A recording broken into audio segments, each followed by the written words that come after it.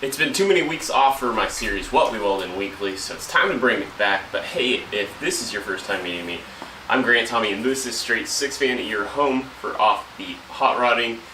Like I said, this was a series, an initiative I started right after the new year to force myself to get in more hood time, to become a better welder. And well, you know what? The reality of the situation is my idea was also inspired by a course I took, Welder 101. For me, there was only one downside in purchasing Steve Darnell's Welder 101 course, and that had nothing to do with the course itself, but, well, my Everlast 206 PI inverter machine. You see, when I purchased the class in fall of 2019, I think it was, or was it 2020? I don't remember exactly, but my assumption before I clicked the purchase button for the course was that, you know, I knew it was going to be MIG-centric. The class was going to be focused on MIG welding, but I guess I just thought there would be one or two videos of, or courses or episodes, whatever you want to say, of TIG welding and stick welding, because, well, my inverter machine, my Everlast 206 PI, is a plasma cutter, stick welder, and TIG welder. I do not actually own a MIG welder. However, the Welder 101 course has in fact made me a better welder. Starting with, I think the biggest takeaway for me was the videos on prep work. While this wasn't a foreign concept to me, I knew prep work was important when it comes to welding. I guess I just didn't know exactly what I was looking for in my prep work to do it right. And so Steve's class has really helped me up my game to become a better welder before I even turn the welding machine on. That also applies to how to prep your work surface, like my ironing board inspired welding table here. You know, over the years we've got a lot of slag, a lot of BBs, a lot of this, that, and the other on the work surface. So that would probably be my number one thing that I took out of the class, even though it wasn't meant for a stick welder.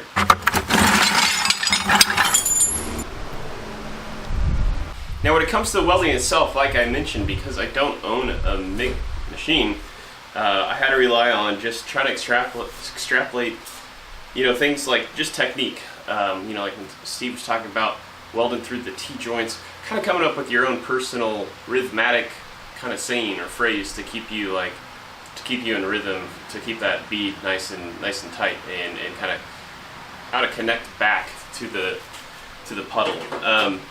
But you know, outside of things like that, really what was important for me, because up until the point I bought Welder 101, I was 100% self-taught. Aside from maybe 2 weekends, my dad trying to teach me how to arc weld about age 14 through, I don't know, 20, probably somewhere in there, 2 different times. Just fundamentals, how to set up a T-joint properly, a lap joint properly, and even not to be afraid to do the open root butt joint. I think probably to date my bevels were probably pretty conservative, and I probably had always butted the piece of material right up next to it. So just those slight little things that I wouldn't have known better otherwise have started to make me a better welder.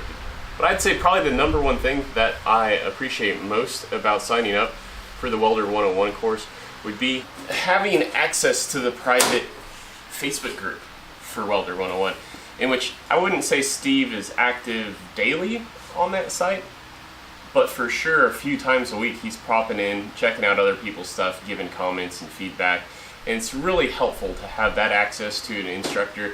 And also within the Facebook group, that's where I had the opportunity to compete in the metal art competition, which won me, you guys might remember from a few episodes ago, and if you don't, I'll leave an info card up over here to that.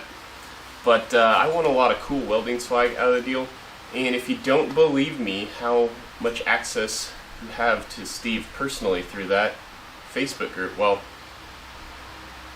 he or someone on his staff had to be paying attention along the way to know that I didn't have a MIG machine, hence why I got that sweet CK Worldwide TIG torch to go with my machine. Not only do you get high quality videos from a great production staff, they have a minimum 2 cameras, and they're always doing a really good job of doing up close shots and pulling away and doing the kind of a shot like this where instructor Steve can talk to the camera, but They do a great job putting those together. Steve does a great job instructing. So not only do you get all that, but with the Facebook group, you get an instructor who honestly cares about his students, and to live whatever the distance is between Las Vegas and dang near the Kansas City metro area, it's great to feel that personal connection and to know I've got a teacher who cares about my success in this endeavor. With What We Weld In Weekly returning, I am going to ease into things a little bit. I did, in my head when I started this, I thought second half of the year I'd probably focus on TIG welding, and I probably do still plan to do that. However, we're going to start things a little slow. And it's time to do a first impressions of the Evolution 14-inch chop saw. That won't be on this episode, that will be in episodes to come. But hey, thanks to the 6 fans out there watching. If you want to see some of my other fabrication videos over here, I will leave some.